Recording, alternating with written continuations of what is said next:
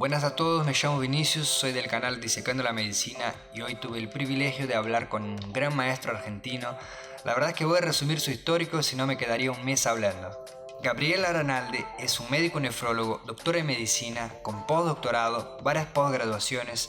Escribió 3 libros de medicina, docente de la Universidad Nacional de Rosario, jefe de internación de clínica médica del Hospital de Emergencia Dr. Clemente Álvarez de la ciudad de Rosario. Además de eso, es abogado, cantante de ópera, un erudito y lector voraz. En este video hablaremos sobre su carrera, sus proyectos, ideas, sus mentores y mucho más.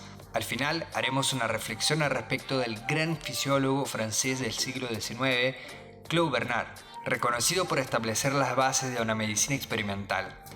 Así que bueno, espero que disfruten la conversación porque estoy seguro que será muy enriquecedora para todos que presten atención en lo que el Dr. Aranalde tiene para decir. Buenas a todos, me llamo Vinicius, soy del canal Disecando la Medicina y hoy tengo el privilegio de estar acá con el doctor Gabriel Aranalde. La verdad quería agradecerte porque es un placer, un gusto, verdaderamente no hay palabras para agradecerte por toda esta fuerza, el apoyo. Y bueno, como miré muchas clases tuyas y me considero aún tu alumno, te pido el permiso de llamarte profe porque es la forma que me queda más cómoda. No sé si te molesta, pero bueno, te llamo de profe. Y bueno, te pido disculpas por el castellano también porque obviamente me van a salir algunas palabras en portugués. Cualquier cosa avísame porque vuelvo a formular y bueno, intento plantear de otra forma. Así que bueno, te paso la palabra para que puedas también dar tus primeras consideraciones antes de empezarnos. Bueno, buenas tardes.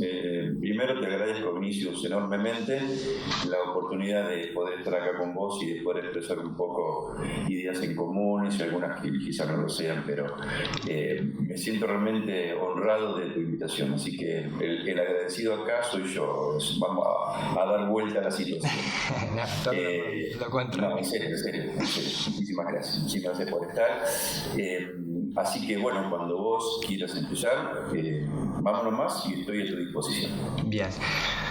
Bueno, profe, antes de hacerte las preguntas, te voy a explicar un poquito cuál es el propósito y la intención del canal, por qué lo armé y por qué me parece que fue una idea, no digo importante porque sería arrogante de mi parte decir importante, pero cuando arranqué la carrera, me preguntaba mucho de dónde venía el conocimiento, por qué sabemos lo que sabemos, de dónde vienen las cosas.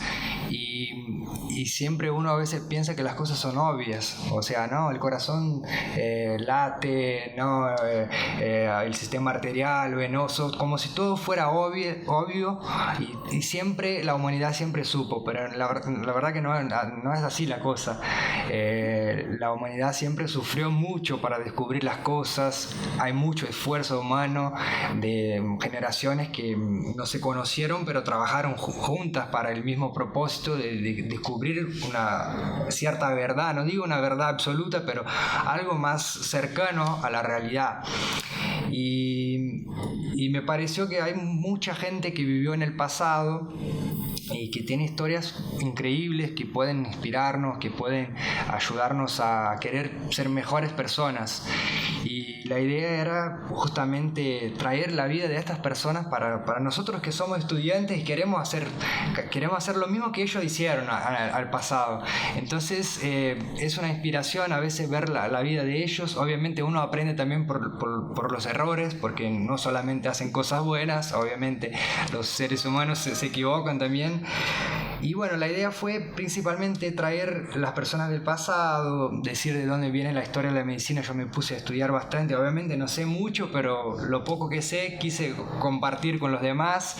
Y bueno, arranqué a hacer videos y me di cuenta también que no vale la pena solamente hablar de las personas que vivieron en el pasado, sino que hablar de los que están haciendo la historia ahora, están construyendo, están escribiendo las cosas y cambiando el futuro. Entonces pensé, no, me parece que vale la pena también hablar con las personas que están construyendo el conocimiento ahora. Entonces tuve la oportunidad el otro día de hablar con un chico. La verdad fue una sorpresa porque él me procuró y está haciendo su postdoctorado en el Instituto Karolinska en la Suecia, y dijo que estaba viendo mis videos porque allá se distribuyen los premios Nobel y él quería saber la historia pero no tenía tiempo de estudiar, y como tengo una serie que habla de los premios Nobel de Medicina y Fisiología, él miró y le gustó y me dijo, ¿puedo ayudarte en algo? Entonces la verdad me encantó la humildad de él, que muy atareado, tiene un montón de cosas para hacer, quiso hacer una entrevista conmigo, me quedé muy contento y me di cuenta, creo que tengo que hablar con personas que están vivas también escribiendo la historia, así que fue la idea de hablar con usted y estoy muy muy agradecido por poder hacer esta conversación. Así que bueno, la primera pregunta que te quiero hacer es, ¿cuándo percibiste tu vocación por la medicina, por ser médico, y cómo esto fue cambiando a lo largo del tiempo? ¿Cuándo te sentiste que ya tenías, ya eras médico, por así decir? Bueno, una pregunta muy interesante y tiene una pequeña historia esta pregunta, ¿no? Yo recuerdo, a ver, te voy a referir un poco la historia en 10 segundos, 15 segundos de mi padre. Mi padre nació en un campo cerca de acá de Rosario, fue hasta el primer año de la secundaria. En la secundaria se mudó acá a Rosario y empezó a trabajar como mecánico. Abandonó la secundaria y murió como mecánico. A muy corta edad, lamentablemente. Y siempre tanto mi papá como mi mamá nos inculcaron principios de vida, entre ellos el respeto, la consideración y fundamentalmente el altruismo. Siempre el hecho de preocuparse por los demás cuando quizás no tienen la misma situación en cualquier tipo de sentido que uno tiene. Si uno está en ventaja, siempre poder ayudar, y si no está en ventaja, también en lo posible. Por una parte me inculcaron muchísimo el trabajo, la autorresponsabilidad y que todo te lo tenés que ganar. Todo lo que sea regalado no servía, vamos a decir entre comillas. Concepto que todavía lo tengo presente y creo que voy a tener presente el resto de mi vida. Y me acuerdo que de chico, yo soy una persona, quien me conoce fuera del ámbito de la facultad, el profesor serio, el profesor que pone algún chiste, el que trata de relajar, soy una persona, el profesor, vamos a decir, duro, serio. Es una forma de ser que no lo busco ni es voluntario, sale, pero personalmente soy una persona por demás de sensible, muy sensible, demasiado, algunas veces demasiado. Y siempre me quedó, vamos a decir, ese concepto del trabajo y de ganarse lo que uno está en condiciones de hacerlo, ¿sí? Hay una cosa que me acuerdo. Yo una vez era chiquito, porque esto me lo decía mi mamá cuando estaba en vida, que yo iba con ella en un parque, yo era muy chiquito y tenía un helado en la mano, y veo a un chico que no tenía helado. Entonces le digo, mamá, ¿se lo puedo dar? Y me dijo, sí, dáselo. Y que yo se lo di, y según las palabras, refiriéndome a mí, me dice, una vez que vos se lo diste, no sabes cómo estabas vos, gordito, porque yo era gordito, chico. Y fuiste más contento que si hubiera seguido comiendo el helado. Bueno, vamos a esa cuestión de la importancia del bienestar de otra persona. Esa es la variable que me hizo de alguna forma querer ayudar a otros. Lo canalicé de chico, no sé si fue un acto concreto, pero esas ganas de ayudar de alguna forma, pensé que era la medicina uno de los caminos correctos. Yo soy el primer médico de la familia, no tengo en la familia antecedentes médicos, que de alguna forma, lo digo con orgullo porque todo el camino fue con mucho esfuerzo, muchísimo esfuerzo, muchísimas piedras en el camino, muchas desilusiones de compañeros, de algunos profesores, y muchísima gracia de poder haber encontrado a profesores excelentes que al día de hoy los sigo estando en contacto con ellos, que han sido mis referentes, y no tanto en la parte académica sino en la parte humana, compañeros de trabajo, y realmente el conjunto de amigos que uno tiene como para asentar un poco esos principios. Así que no te puedo decir un hecho concreto, porque sé que el motivo fue que era la forma que yo podía ayudar a alguien. Lógicamente empecé a estudiar medicina, nunca dudé en estudiar medicina, y cuando empecé a estudiar medicina realmente me enamoré de la medicina. La volvería a estudiar si tuviera 10 vidas, creo que 10 veces de vuelta. Es una cosa realmente increíble.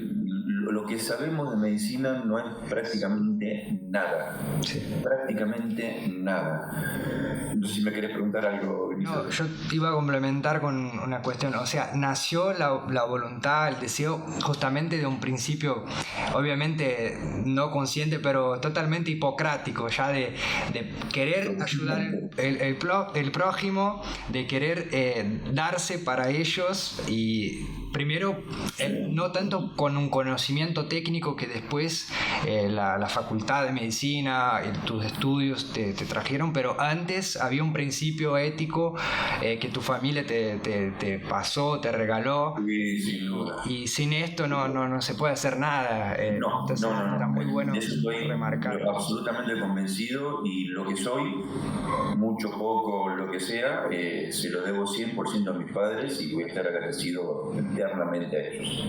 Y gracias a Dios, esos principios no solo los conservé, sino que los enfaticé y los puse como basamento de mi vida, al igual que mis dos hermanos, que gracias a Dios tenemos los mismos principios y siempre con la misma conducta.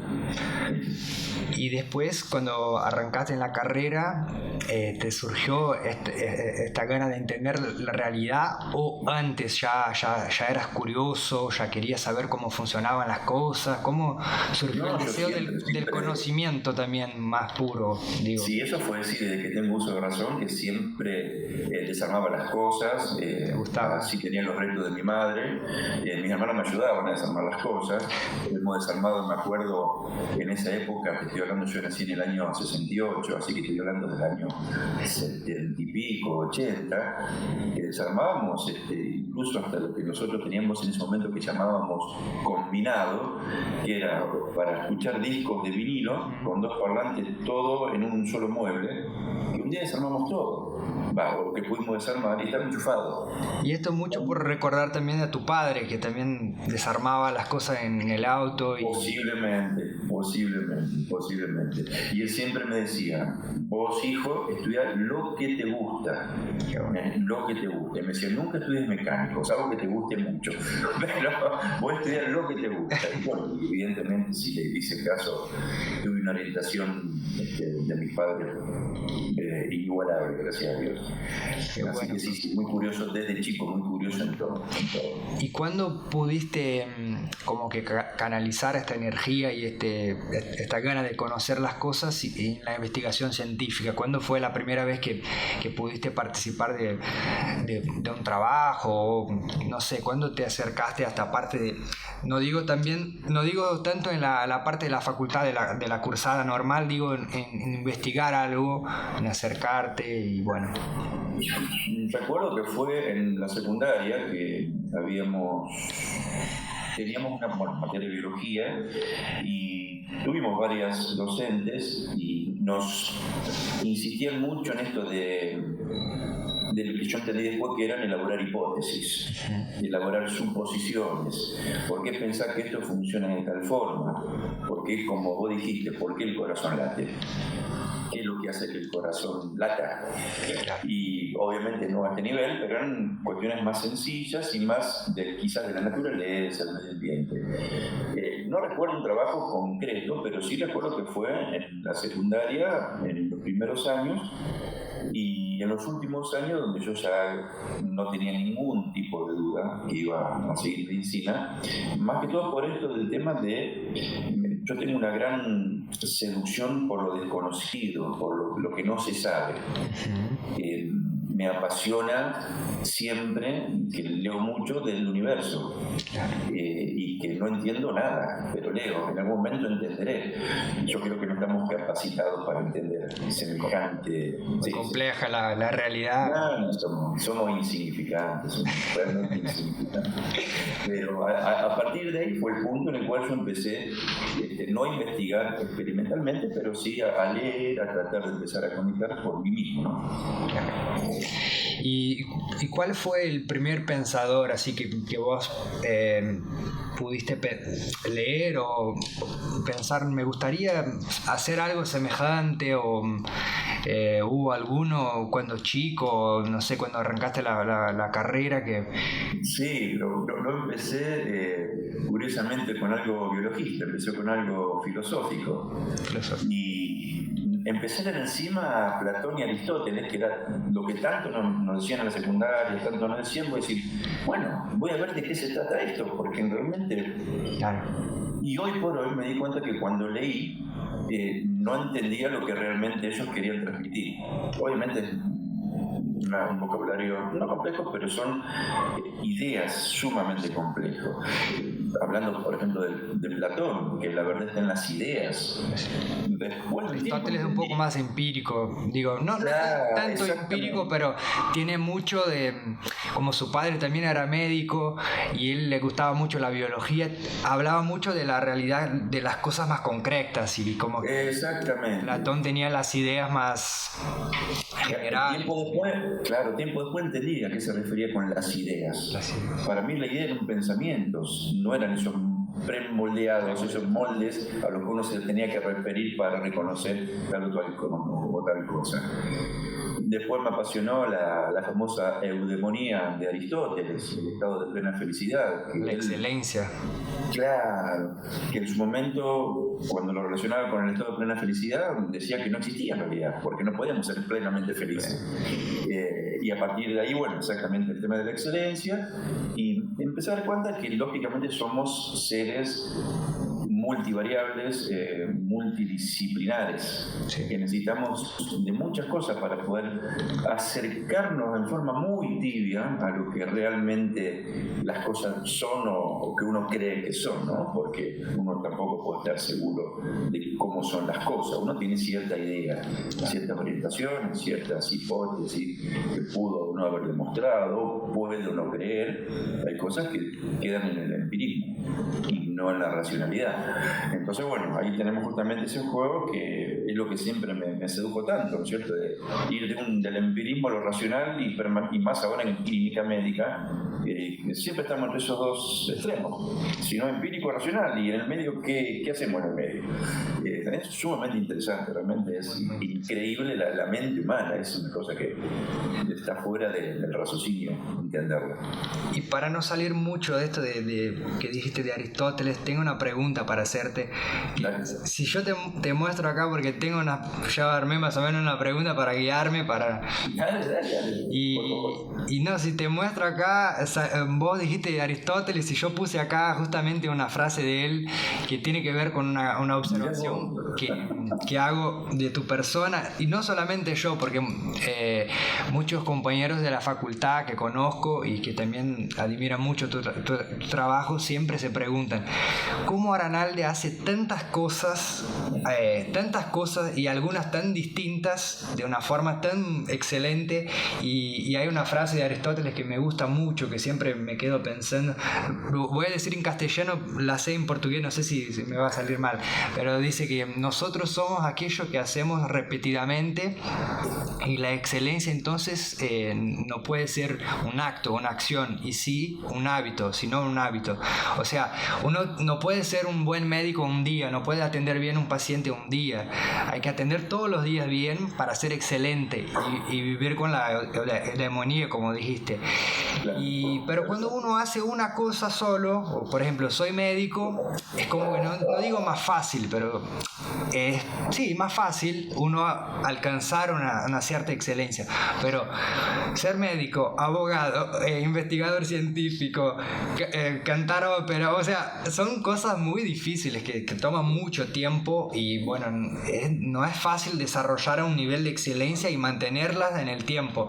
Esto que te quería preguntar, ¿cuál es el espíritu que tenés y energía para hacer de tal manera las cosas como haces?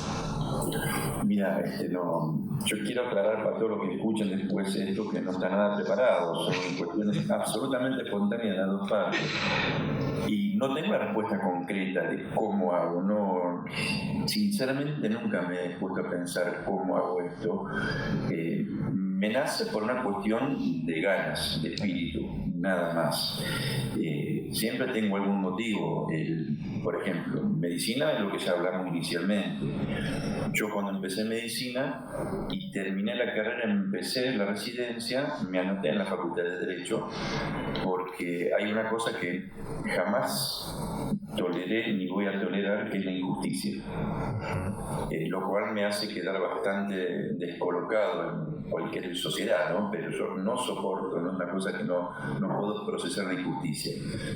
Fue ese el motivo por el cual traté de empezar, que la tuve que dejar porque con residencia, después empecé a trabajar. Bien, entonces hace unos 5 años atrás empecé abogacía y gracias a Dios me pude recibir el 25 de julio, pero ese fue el motivo. Ópera, ¿por qué ópera?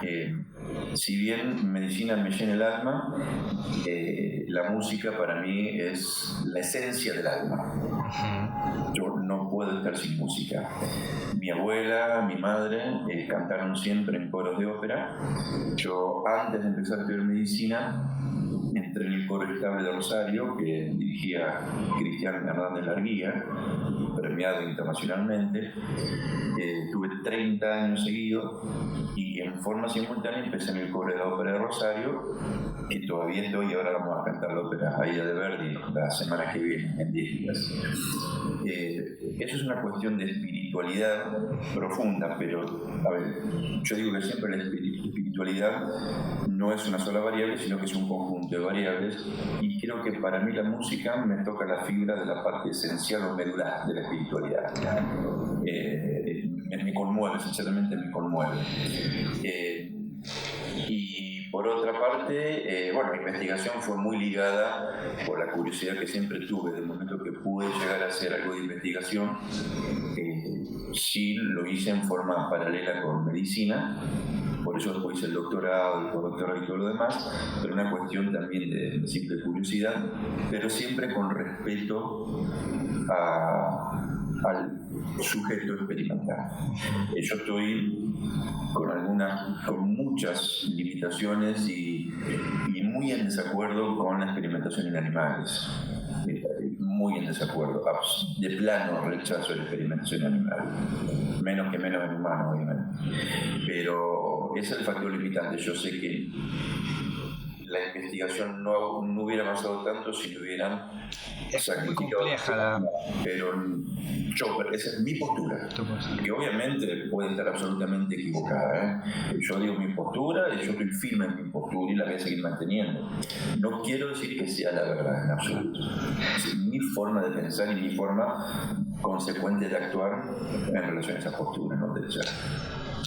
Sí, yo siempre los videos que intento traer, que son de personajes también de la historia de medicina, siempre veo cuando estoy leyendo que las críticas a la persona de ellos siempre viene de un poco de esta parte por la experimentación a veces excesiva, y hoy me parece que hoy hay más cuidado, como que tiene un poco más de ética que antiguamente, que era una cosa muy violenta, cruda. Entonces, por suerte hoy digo que no llegamos al punto ideal, nos falta mucho, pero mejoró mucho, porque también también antes había una parte, no sé si la palabra sería sádica también a veces, porque por supuesto, complicado. Un investigador que me gustó la historia de él fue August Krug, que habló mucho sobre la parte de vasodilatación y todo también.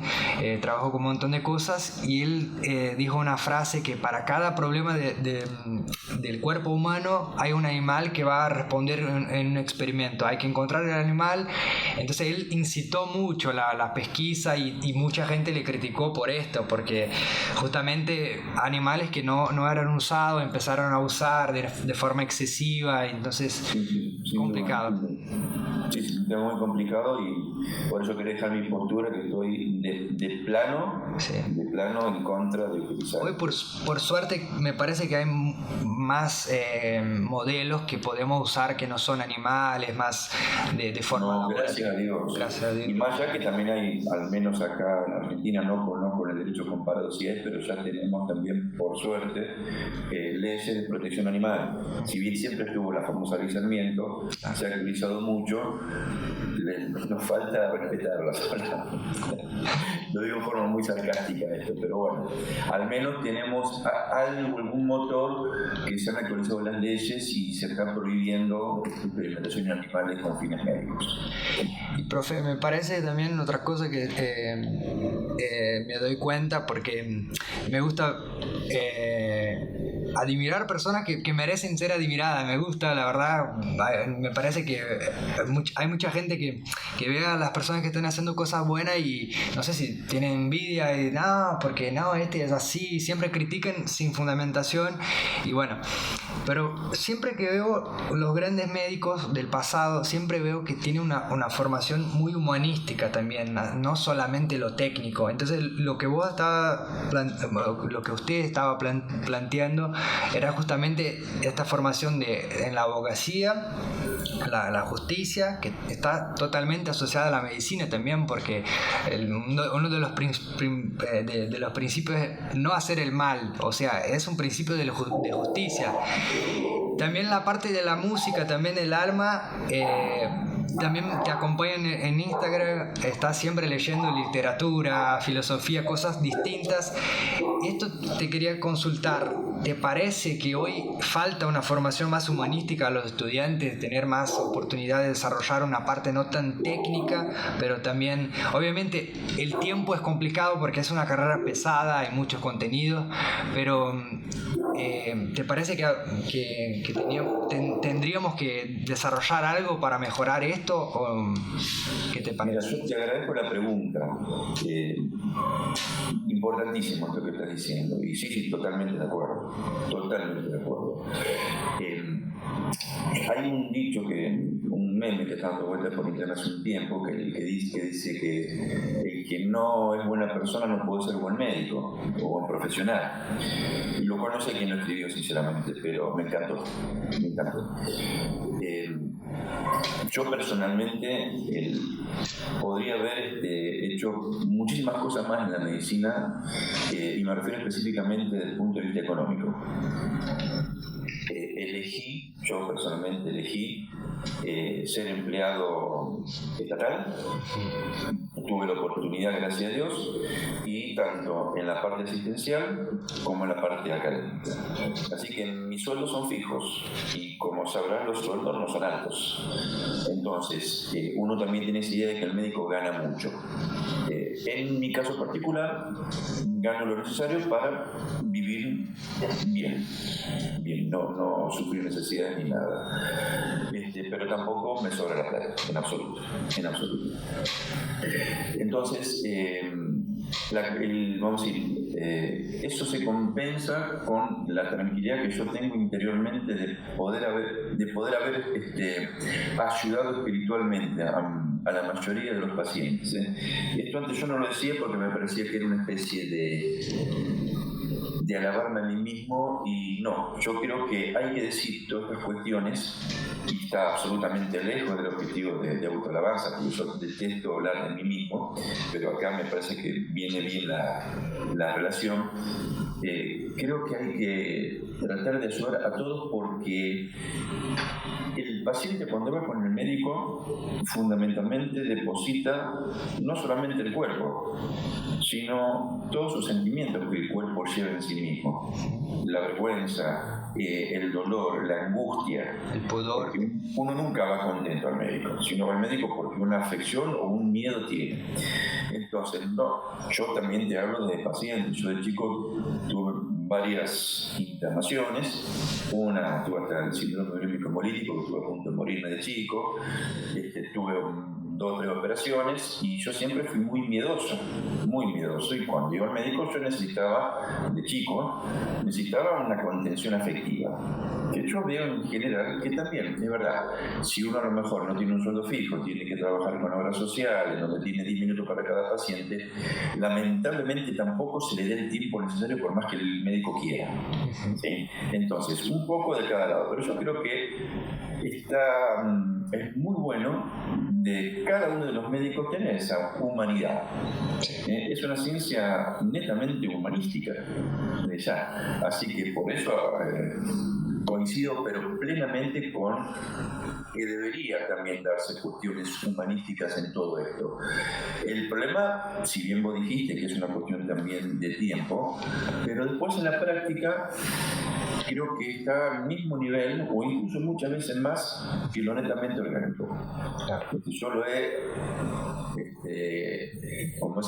experimentado muchísimas veces, de pacientes que realmente tenían problemas graves, de pacientes que no tenían nada, pero iban como si estuvieran muriéndose, y tuve la oportunidad de tener quizás 15 minutos, 20 de hablar, 1, 2 veces, 3 veces, y el paciente agradeció el hecho de haberte sentado, incluso fíjate hasta la expresión corporal que un médico me parece a mi criterio que debería tener. Nosotros pasamos todos los días, entonces estamos el jefe con todos los residentes, con otros jefes, en forma semicircular a los pies de la cama, a una altura la cabeza nuestra y a otra altura la cabeza del paciente. Hay una diferencia de altura que no es casual, porque el médico siempre tiene que estar por arriba del paciente, en todo sentido. Entonces, esto también viene de muchos años atrás, en donde el médico era considerado el Dios. Claro. Cosa que me parece aberrante. Sí. Entonces, ¿qué es lo que siempre me decía uno de mis jefes, a los cuales lo voy a recordar día a día? Me decía: Gabriel, usted cuando entre, agarre una silla y siéntese al lado del paciente y mire los ojos suyos con los ojos del paciente al mismo nivel. Usted se pone al nivel del paciente en todo sentido y el paciente eso no tiene idea cómo le repercute en forma positiva. Y siempre a vos, siempre. Charlar, dependiendo con quién uno trate, estudiarlo, porque lo hace acortar la distancia en todo sentido, hacer un chiste, pasar y hacer un chiste y seguir cuando uno está de guardia. Todas estas cuestiones que hablan del humanístico que es la medicina, porque es fundamental la parte afectiva, humanística afectiva de la medicina. Mucho se cura con afecto, muchísimo. Muchos dolores, la mayoría de los dolores no orgánicos son curados por afecto. Tiene una parte científica, pero hay la parte del arte de cuidar del otro también. Como que me parece que la medicina, por definición, es un ser humano cuidando de otro ser humano. O sea, si el ser humano que cuida deja de ser un ser humano, ya no es medicina, es otra cosa. Ya me parece que se pierde el propósito. Que somos todos personas.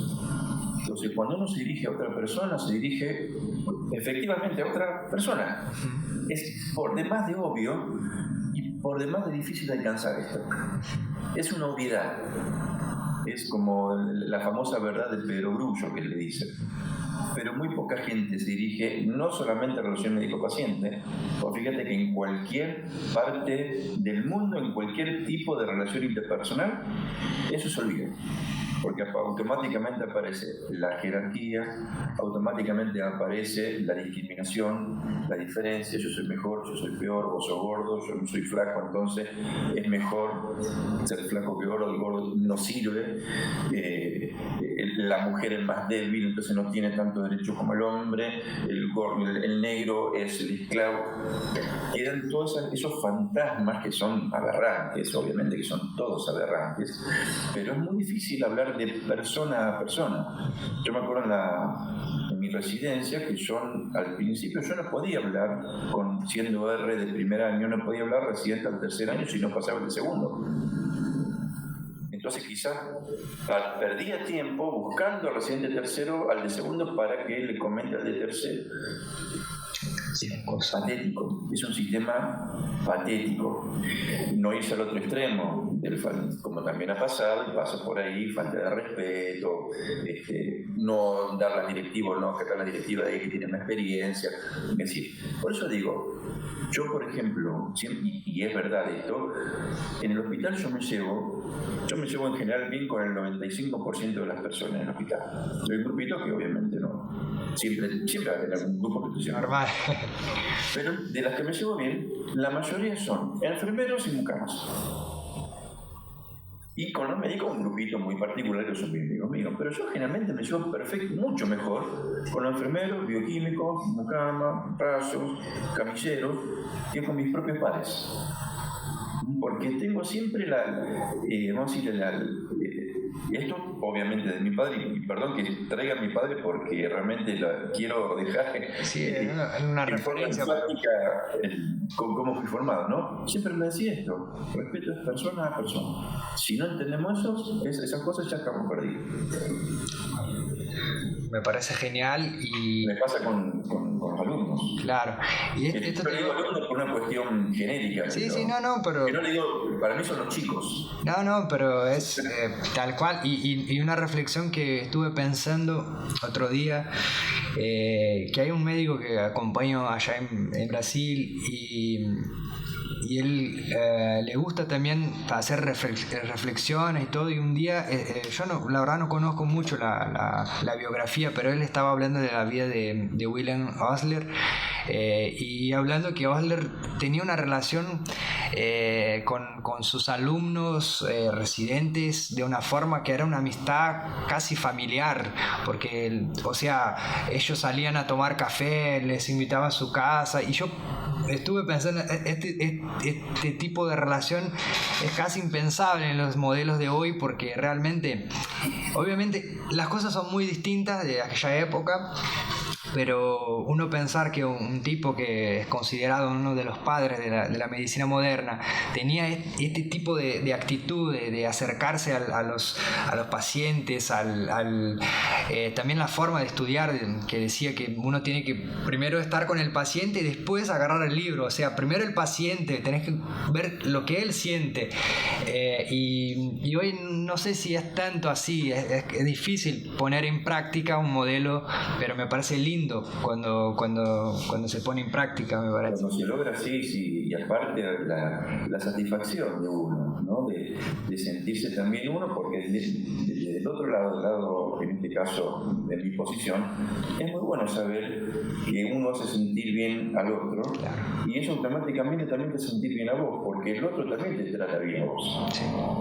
Si no, se crea toda esa aspereza, esa tensión innecesaria, inconducente. No, y la verdad que voy a decir una anécdota que me pasó a mí con una experiencia que tuve con vos. Seguramente no te acuerdas porque hace mucho tiempo. No te vas a acordar porque, bueno, hay muchos alumnos. Yo cuando estaba en el primer año ya había escuchado tu nombre. Y después en el segundo año, más aún, porque hacen más parte de las materias que tenemos que estudiar.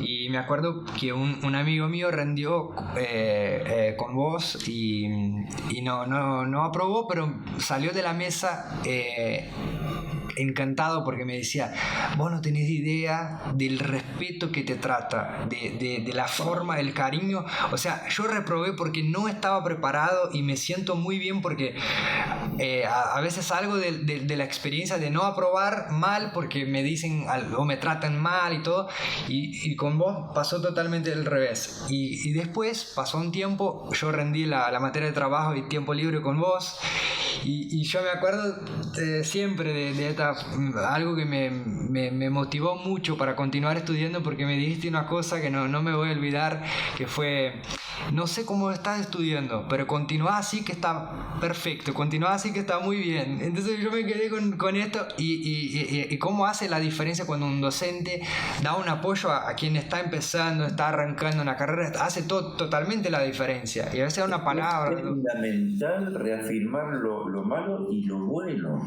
Más como vos decís, cuando están en proceso de formación, el hecho también de adquirir autoconfianza es trascendental para seguir bien. Yo tengo muchísimo, yo le doy el celular mío personal a todos lo tienen. Y veo que el respeto que tienen también hacia mí es increíble, porque me llaman cuando necesitan algo concreto, me escriben: perdón, profe, ¿me puedo decir esto? Digo, chicos, no pidan perdón, si se lo di para que me llamen, no es para que pidan perdón, entonces ningún tipo de problema. Siempre pongo, por ejemplo, clases de consultas extra a las que son obviamente obligatorias por carga horaria. El último día lo di un domingo a las 7 de la tarde, dando las últimas directivas para que rindan el lunes el ser humano y su medio.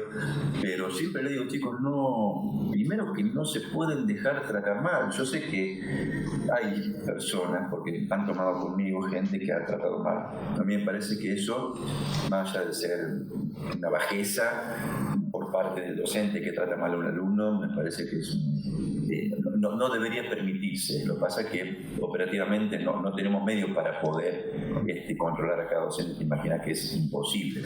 Esto no hay en ningún lugar, lamentablemente.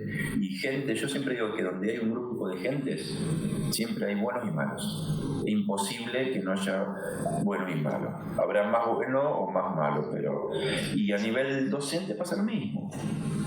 Entonces yo, una frase que sí siempre le digo y que yo se la repito constantemente: yo nunca me olvido de que fui alumno. Nunca. Y nunca me olvido cómo estaba la semana, no el día anterior, la semana anterior a rendir, cómo yo estaba antes de ir a rendir. Entonces me parece que ahora que uno pasa a la otra parte, que no me gusta esa expresión, pero es la que coloquialmente existe, olvidarse de que uno fue alumno, me parece que es una hipocresía absurda. Pero es como dijiste, la verdad, cuando hay respeto persona a persona, de una forma sencilla todo se resuelve, porque no hace falta tener tanta teoría, pero si hay el respeto persona a persona, esto... No, aparte yo siempre hago énfasis en lo siguiente, chicos: la diferencia entre ustedes y yo son años cronológicos, que en esos años estudié más que ustedes, pero por una cuestión de que nací antes, nada más. Pero si ustedes estudian después, no hay diferencias académicas, las puede haber como todo, pero en cuestión de respeto es exactamente lo mismo. Profe, me tomo ¿cómo se dice?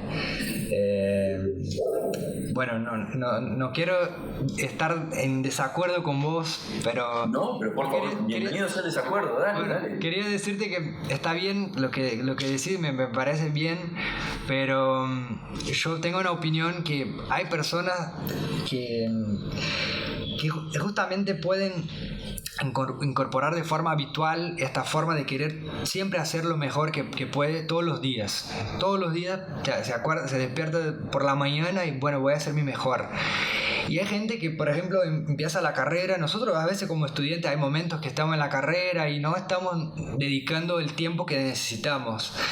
Y para mí una persona que llega como docente en la carrera de medicina es una persona que nosotros como estudiantes, me parece, por lo menos en mi postura, yo siempre miro con mucho más respeto, porque yo pienso, si yo estoy estudiando y pienso que sé alguna cosa en 2, 3, 4, 5 años que estoy estudiando, imagínate a esta persona que estudia 20 años en la carrera. O sea, hay que decir también que ustedes llegaron a un nivel que mucha gente de nosotros no vamos a llegar, porque no sé, paramos en la mitad del camino, o si no, continuamos de una forma sin buscar la excelencia y hacer de cualquier forma y no respetamos a los demás. O sea, ustedes que llegaron a un nivel, para mí ya no es lo mismo que el estudiante, por más que no es lo mismo para mí, pero... Está bien, a mí me parece bien y disiento con vos, ¿no? Obviamente, bienvenido el disenso, vuelvo a repetir esto, está muy bueno disentir con respeto, es lo mejor porque uno se posiciona automáticamente en el otro lado. Pero entiendo tu postura, o sea, tenemos el potencial de llegar sí, por supuesto, a este nivel, pero obviamente requiere también el esfuerzo, como dijiste, que nada viene fácil en la vida. Obvio, y el esfuerzo sí, hay que ser continuo todos los días, por años y años, y tolerar la frustración, las cosas que no nos llegan al momento que queremos, y tener paciencia, porque no es porque quiero que lo voy a tener, no es una regla. No, seguro, pero hay otro dicho que yo siempre digo: si yo hice esto, lo puedo hacer cualquiera. Sí. Cualquier persona promedio lo puede hacer. Claro. Y esto te lo digo, pero mira, en nombre de mis viejos, con absoluta sinceridad, yo no me creo superior en nada. Claro. Desde que la otra persona tenga el esfuerzo semejante al tuyo, porque si no... Seguramente... Yo lo puedo hacer, Vinicius, seguro que sí. Seguro. Yo no soy ningún genio. Sí, acuerdo con vos, la constancia. Claro. Eso sí, pero cualquiera que tenga constancia lo puede llegar, obviamente. Profe, voy a pasar a una otra parte. Primero hacer un breve comentario y después no estaba programado, pero va a venir una provocación. Pero encanta, con respeto. Me encanta que me provoque, me encanta.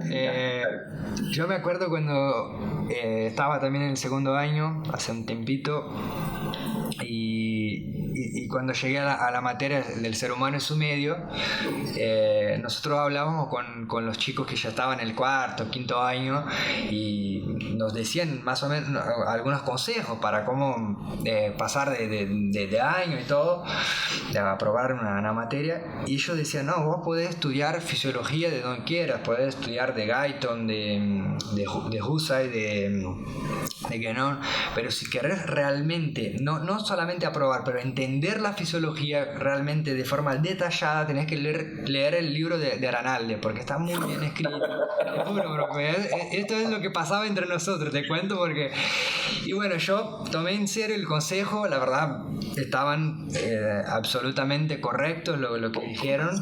Me gustó mucho el libro, y aparte lo que me fascinó mucho del libro, porque está lleno de referencias históricas, y a mí me gusta mucho porque no sé de dónde salió el concepto de homeostasis, de dónde salió esto, me gusta. ¿Quién vio por la primera vez, pudo percibir y desarrollar un concepto para que los otros puedan también incorporarlo y llevar en consideración?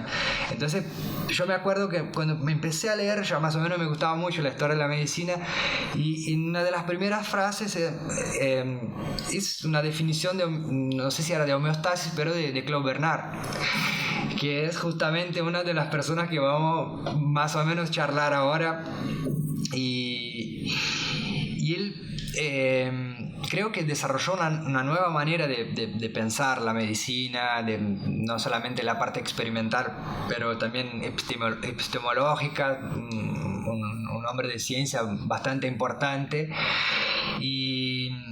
Pero me acuerdo que, no sé si, me parece que sí fue proposital que pusiste la parte de Claude Bernard, que él habla del medio interno y externo, y luego en las otras frases ya está como una refutación o una reformulación del concepto de Walter Cannon, que habla de la autorregulación. Entonces yo me acuerdo que a mí siempre me gustó ver lo científico y todo, y siempre cuando leía algo de Claude Bernard era como siempre todo decía, no, este hombre como fisiólogo no hay, es difícil alcanzarle porque realmente hizo cosas que en su momento es difícil. Pero esto me quedé pensando, por más que uno se equivoque,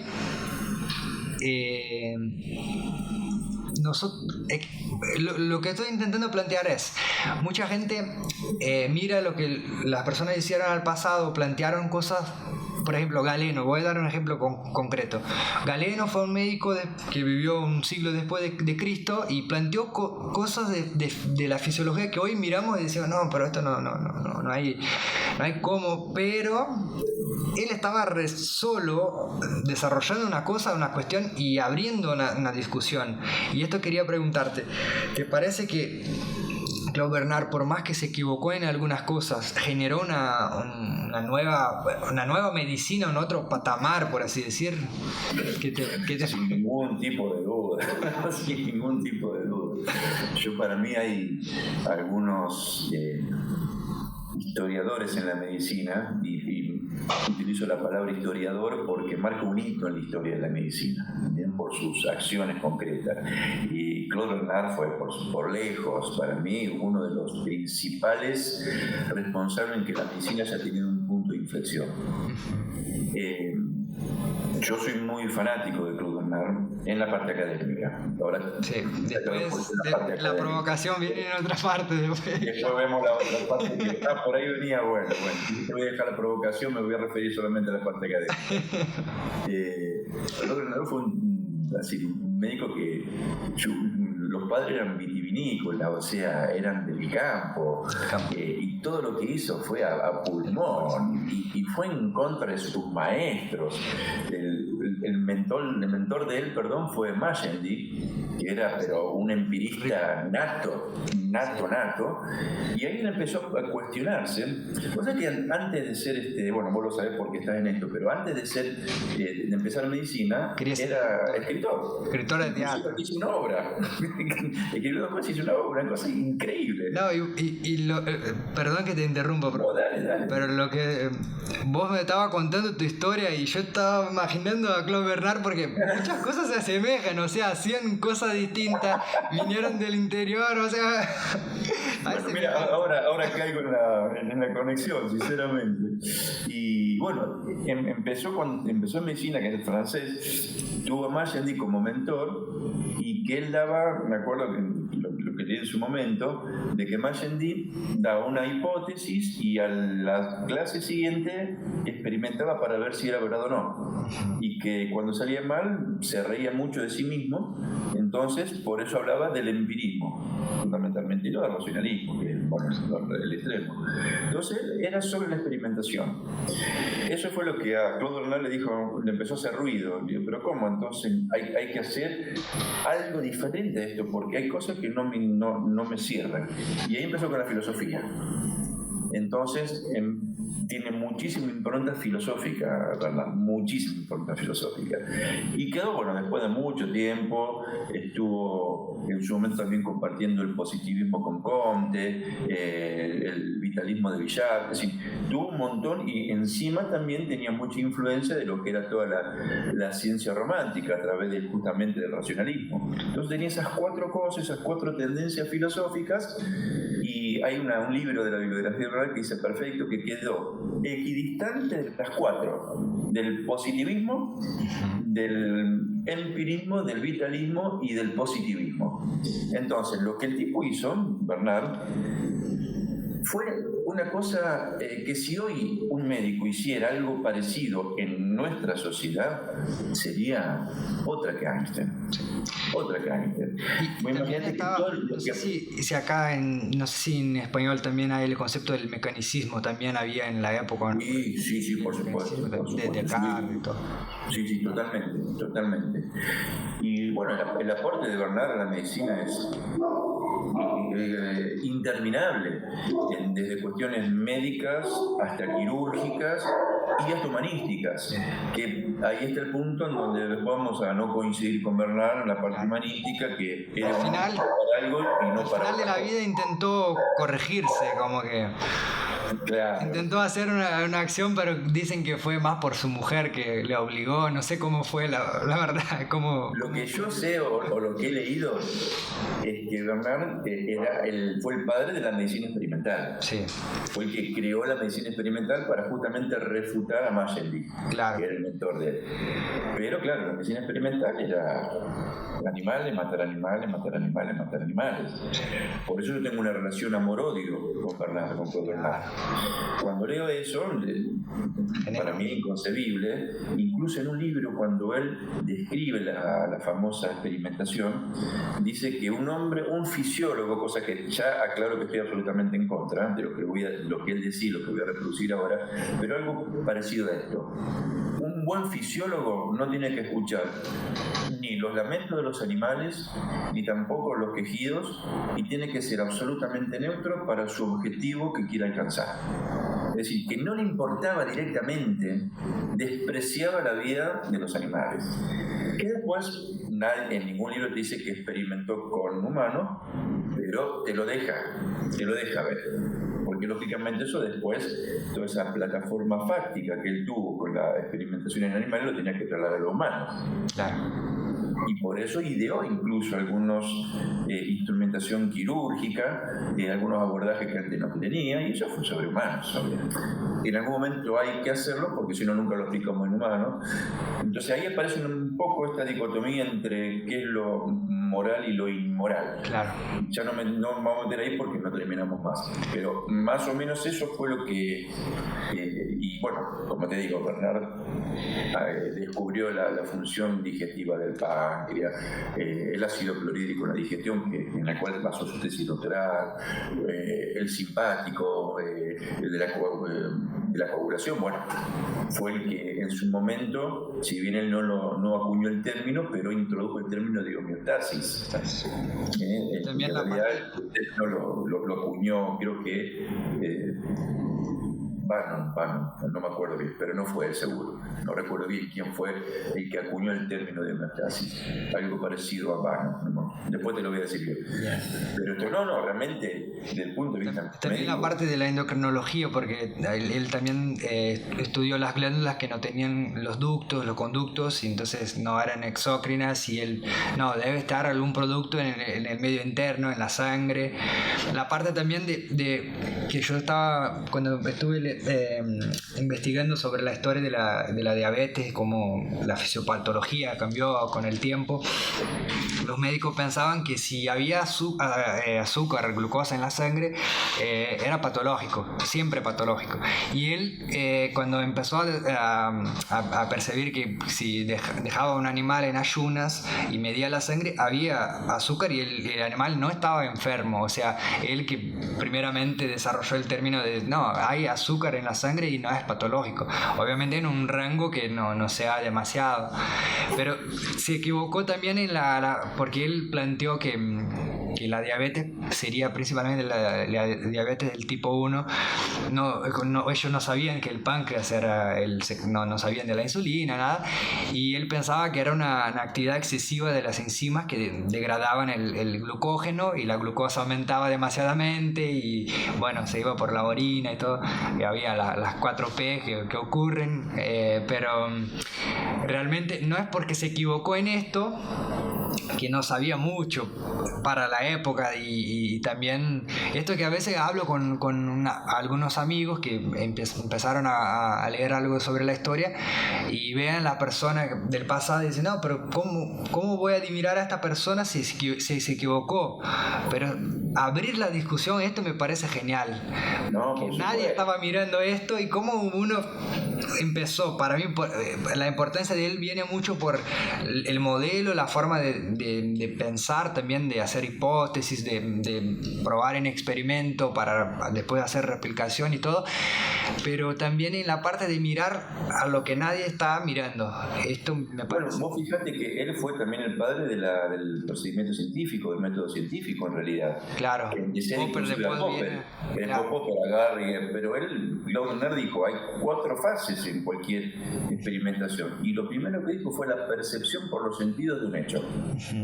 Después dijo la hipótesis, después dijo la demostración, y otra cosa más que después se basó mucho Popper y que me parece que es lo más importante, que es la prueba contrafáctica. Es decir, yo demostré esto, vos me lo tenés que refutar ahora, a ver si me lo podés refutar. Y ahí aparece después Popper, porque la ciencia se refuta con ciencia. Pero esto inicialmente lo postuló Bernard, después lo agarra Popper. Claro. Y de cierta forma, obviamente, de forma muy rudimentaria, de forma muy sencilla, esto más o menos ya había en Aristóteles, así de mirar la realidad, de empezar, no de tener un modelo de refutación y de la prueba fáctica, pero de observación, experimentación, ya más o menos había. Sí, había toda una metodología griega totalmente definida, ¿viste? Que es lo que tenemos hoy por hoy, que son los 4 grandes pasos, ¿no? Pero Claude Bernard realmente... increíble. Desde el punto de vista médico, para mí es uno de mis preferidos por muchísimas cuestiones en la parte médica, obviamente, ¿no?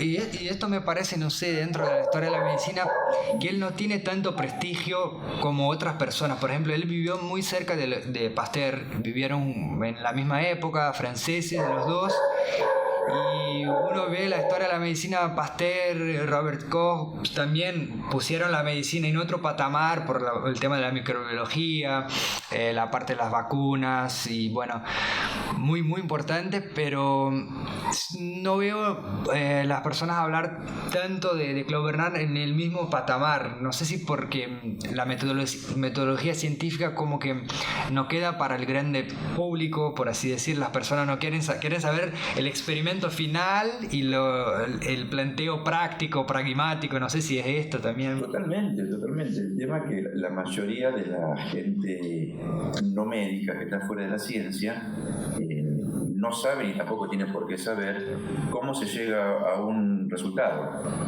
Entonces, si bien por ejemplo, alguien pudo hacer una vacuna, ¿sí?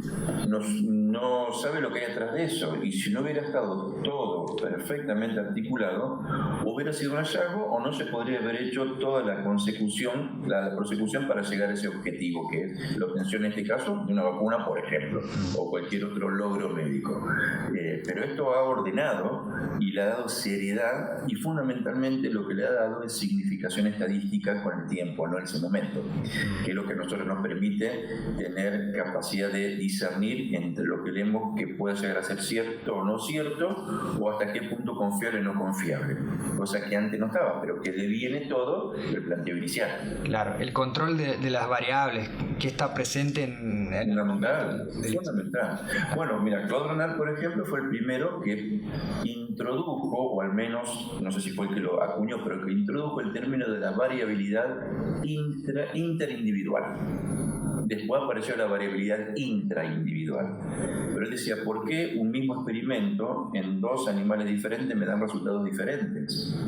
No había medida estadística en ese momento, no teníamos cómo sacar los factores, los famosos confounders, los factores de confusión.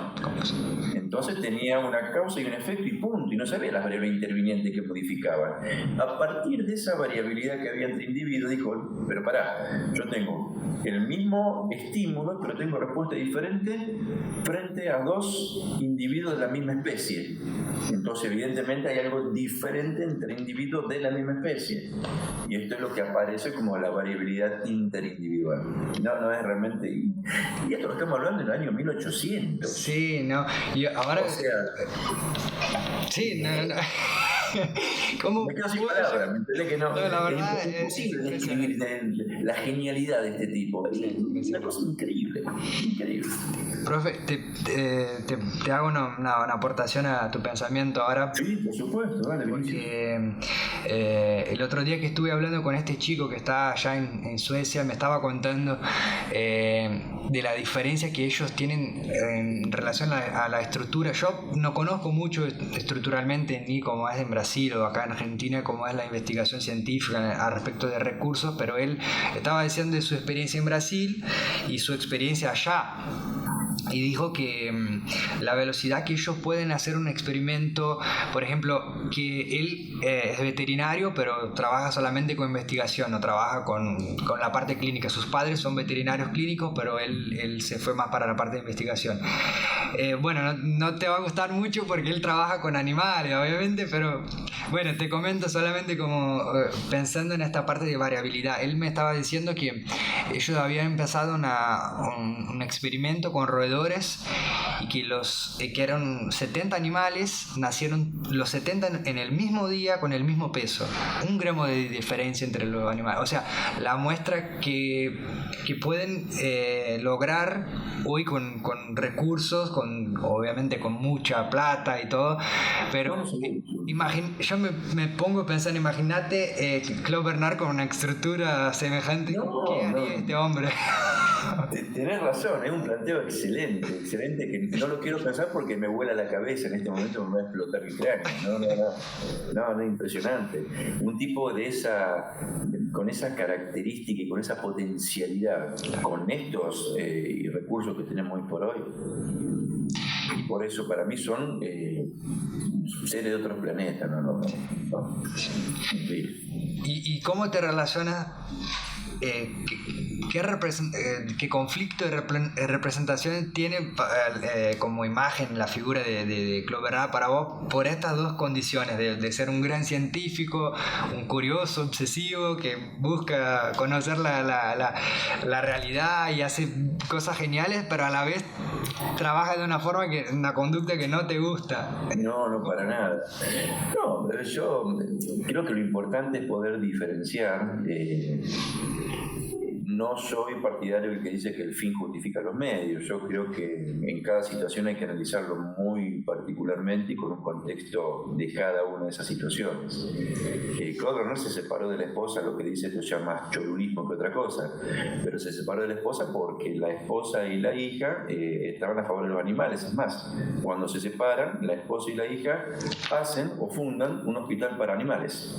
Y le obligan a hacer una institución también para... Exactamente. Yo soy animalero, pero nato, pero con cualquier tipo de animal. Más allá de tener 6 perros, yo cualquier animal que se pueda ayudar, pero desde ya, un pájaro está en la calle que no puede volar, me lo traigo hasta que se recupere o se muera, pero por lo menos que esté en casa. Bueno, todas esas cuestiones. Es un punto que, desde el punto de vista moral, ético y filosófico, no tengo respuesta, porque obviamente me pongo en lugar de que yo tendría que atacarme a mí mismo. Entonces me preguntaría, ¿y cómo pretendés que la ciencia avance si no podemos experimentar en animales? Paradójico.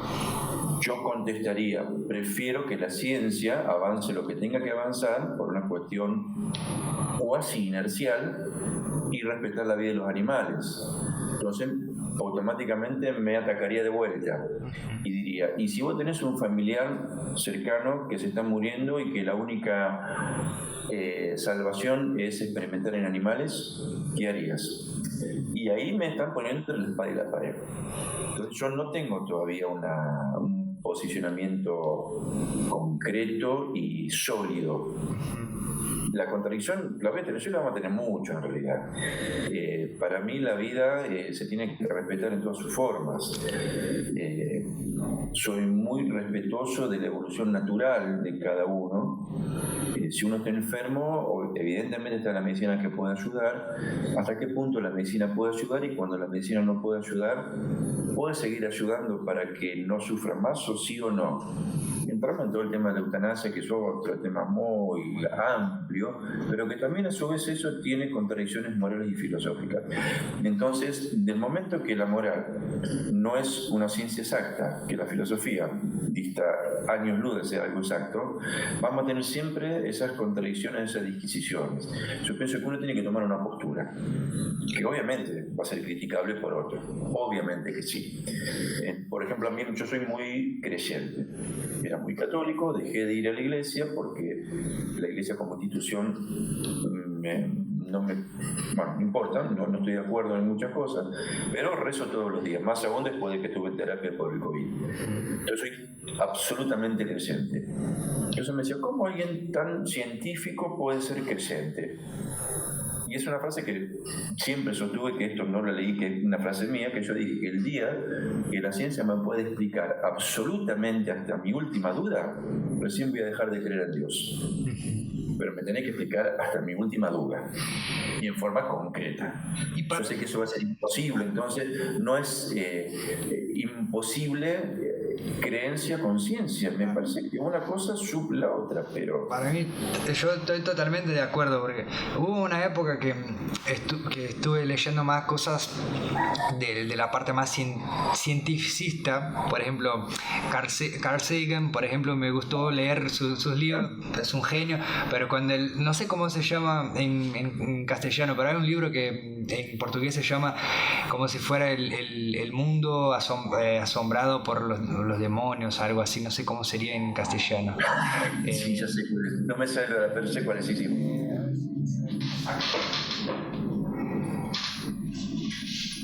Este libro acá. Bueno, es un libro que no sé si está al revés. No sé, es como si fuera el mundo sí. Por los demonios. Y él lo habla que las creencias, todo, hacen mal a la ciencia. Y yo leí, me acuerdo cuando leí, me quedé... O sea, yo también creía en Dios, tenía mis creencias, que también soy cristiano y todo.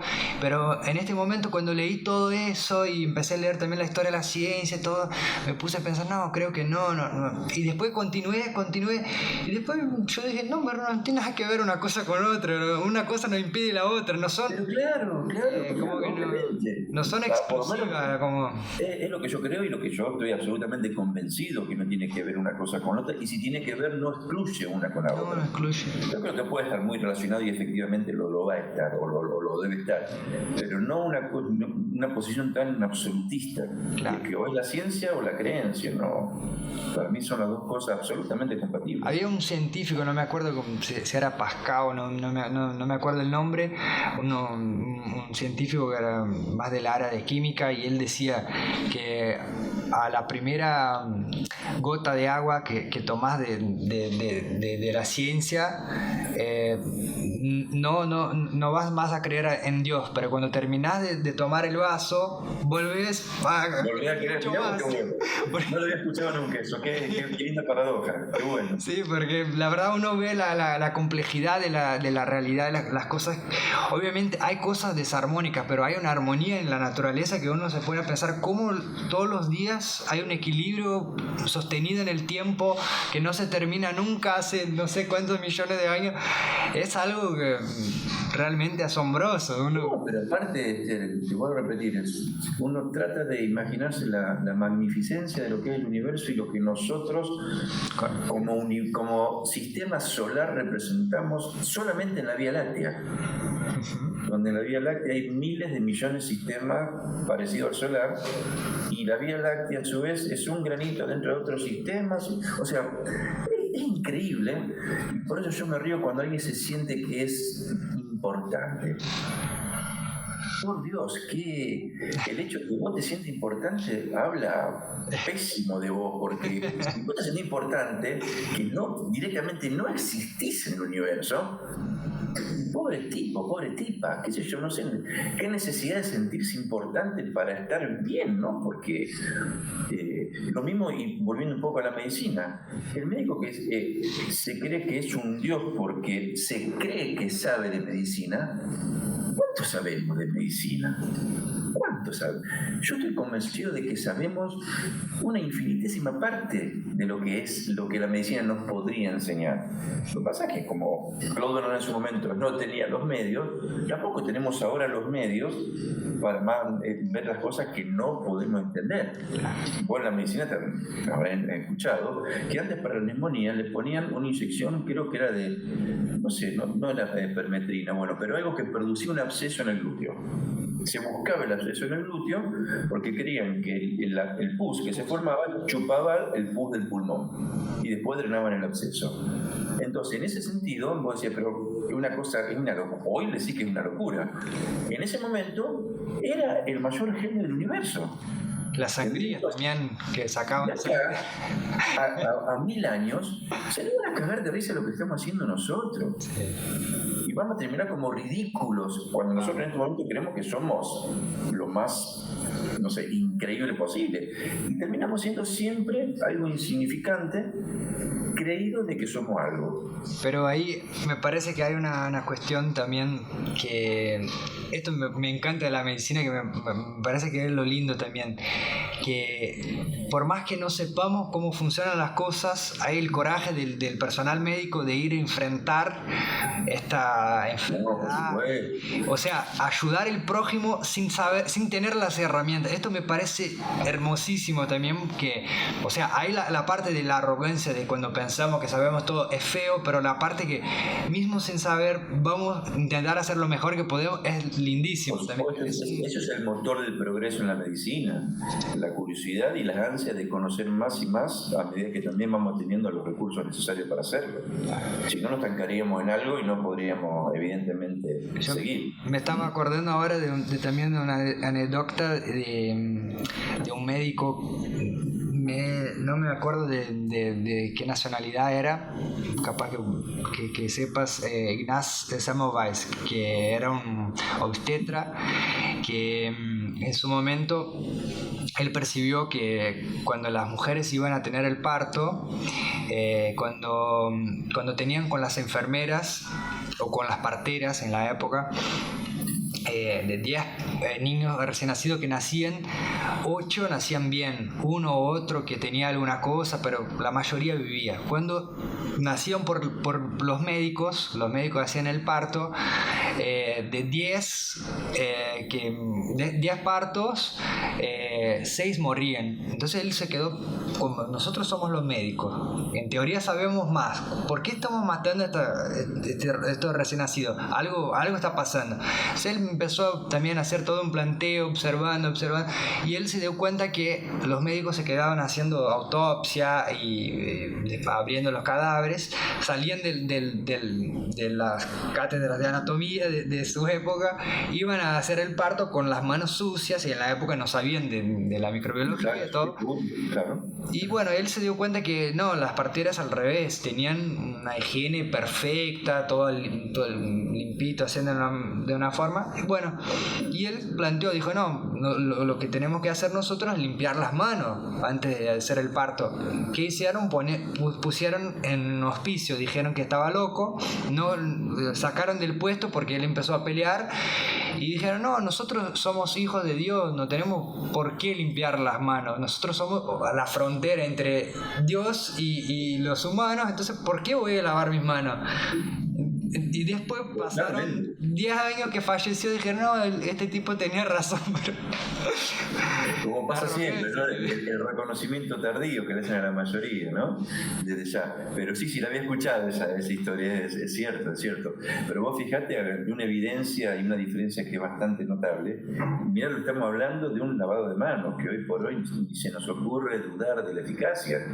En ese momento lo encerraron por loco. O sea, quizás lo que nosotros estemos haciendo ahora, después, como te vuelvo a repetir, de acá a 300, 400 años, o menos, con cómo avanza la tecnología, no van a considerar como prehistórico. Pasado, sí.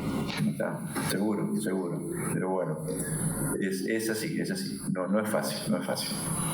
Profe, para terminar, te quería preguntar si tenés algún proyecto, algo que querés contarnos y también, además del proyecto, ¿qué consejos daría a los chicos, nosotros, jóvenes, estudiantes, para tener no voy a decir una carrera exitosa, porque también me parece que la forma como pensás también no es de esta forma realmente, pero éxito en el sentido de felicidad, de ser realmente satisfecho con la profesión, con la elección que tuvimos de empezar la carrera, de estudiar? ¿Qué te parece? ¿Cuál es la postura que deberíamos por lo menos reflexionar en adoptar en nuestras vidas? Bien, de proyectos, hay unos proyectos que estamos haciendo de investigación. Estamos ahora investigando el índice de la telomerasa en los pacientes insuficientes renales crónicos como una variable de vejez, y cómo eso estaría, de vejez celular, ¿no? Y cómo eso estaría repercutiendo en el pronóstico. Si a lo mejor el índice de la telomerasa puede predecir de alguna forma la sobrevida de los pacientes en diálisis y en pacientes terminales predialíticos. Eso estamos de que va a ser la tesis doctoral de una compañera mía, y bueno, estamos viendo los resultados preliminares. Después, con el servicio de clínica de Clemente, estamos también trabajando en varios casos clínicos que vamos a presentar en los congresos, y yo personalmente estoy escribiendo ya la segunda edición del libro de fisiología renal. Estoy escribiendo un libro nuevo sobre mitos de la medicina, desmitificando cuestiones tan frecuentes como no tomes 7-Up o spray porque tiene mucha sal, mucho sodio, y bueno, y así como un montón de cosas que uno tiene, o me duele la cabeza porque estoy mal del hígado. Bueno, todas esas cuestiones que trato de justificar con hechos concretos. Y eso, estoy muy apasionado porque me encantan esas cosas, y sobre todo derribar mitos me encanta. Y respecto al consejo que les puedo dar, mucho la palabra consejo no me gusta utilizar. Yo les puedo decir, te comento mi experiencia, claro, lo que a mí me vino bien. Si vos pudieras, voy a plantear de otra forma. No lo digo por vos de consejo, claro, porque muchas veces yo te digo, te voy a dar un consejo, yo te doy consejo. Pero si pudiera ayudarte, como pensando que vos estuvieras en nuestra posición estudiando, y hoy vos ya viviste lo que tenías para vivir, y si pudiera volver y decir una cosa, decir así, mira, yo tengo dos cosas que seguro diría y que haría diferente yo habiendo estudiando medicina. Una, primero, quiéranse ustedes mismos. ¿Cómo? Fundamental. Una, quiéranse ustedes mismos. Bien. Primero, si uno no se quiere, no puede estar bien con ninguno, ni tampoco puede dar afecto, contención y menos conocimiento. Lo entendí tarde. Si bien la carrera, como dije, es altruista, tampoco sirve ocuparse de los demás sino ocuparse de uno. Bueno, repetir, son cosas que son por demás de obvia, pero en algunas personas, en mí particularmente, me costó mucho poder ponerme, es como lo que yo defino como un egoísmo necesario. No el egoísmo perjudicial, intencional, en pos de lesionar a otro.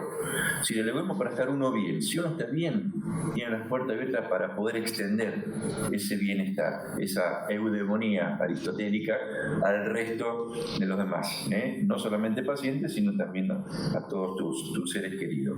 Y segundo, confíen plenamente en uno mismo. Nadie va a confiar en ustedes como confíen ustedes en sí mismos. Entonces, si uno se quiere y uno confía en lo que hace, ya el resto es cuestión de sentarse y leer y estudiar. Pero si uno no tiene plena confianza en uno mismo, chicos, jamás. Y nunca se den por vencido por piedras en el camino. Esto no solamente la medicina, creo que es extensible a cualquier orden, a la vida en sí misma. Todos tenemos tropezones y muchas veces vamos a tropezar más de 2 veces con la misma piedra, seguro que sí. Pero el tema es que si uno tiene la convicción plena, se respeta a sí mismo, queriéndose y teniéndose confianza, el resto se allana y van sacando las piedras del camino automáticamente. El resto viene solo. El resto viene solo. Bueno, profe, la verdad, solamente agradecerte, fue un gusto, la verdad que disfruté mucho estar hablando con vos, una oportunidad única y bueno, te dejo la palabra para cualquier consideración final y después ya encerramos, pero te agradezco. Ya estuve hablando mucho, así que ya debo haber cansado bastante. No, lo que quiero sí es reafirmar el agradecimiento a vos, Vinicius, a esta oportunidad. Un montón de gente que ya me dijeron pasar el link cuando tenga la entrevista por todas las redes, porque viste que hice esta publicación chiquita que vos me mandaste, que está muy linda, muy linda, realmente muy emocionante, muy impactante, así que agradecerte a vos y fundamentalmente agradecerte a vos en nombre de todos los demás estudiantes. Yo también en la tercera edición de uno de los libros puse una frase que también una frase mía que puse: el día que un docente entienda realmente el sentido de aprender de los estudiantes, recién ahí va a empezar a ejercer verdaderamente la docencia. Y ustedes me enseñan día a día. Un buen docente, un docente que tiene ganas de progresar, tiene que aprender de los alumnos. Es la evaluación más difícil que uno tiene, es la evaluación de los alumnos. Y eso para mí es sagrado. Yo muchas veces, y lo saben, yo nunca te voy a decir algo frente a una pregunta que no sepa. Te voy a decir, no lo sé, vamos a verlo juntos, lo veo y te lo digo. Nunca te voy a decir algo que yo no lo haya leído en ningún lado. Y las preguntas, las inquietudes, las angustias, a mí me hacen crecer muchísimo, y no solo como docente, sino como persona, porque muchas veces terminamos hablando de cuestiones no académicas. Entonces yo en varias meses he terminado hablando de cuestiones personales porque el alumno, la alumna se ha abierto y hemos hablado un montón, y por lo menos compartir la carga de angustia y que se vaya un poco más aliviado. Así que bueno, gracias Vinicio, a vos, gracias a todos los alumnos, sinceramente, y que sepan que estoy siempre a disposición. Buenísimo, profe, muchísimas gracias, sin palabras. Por favor, al contrario.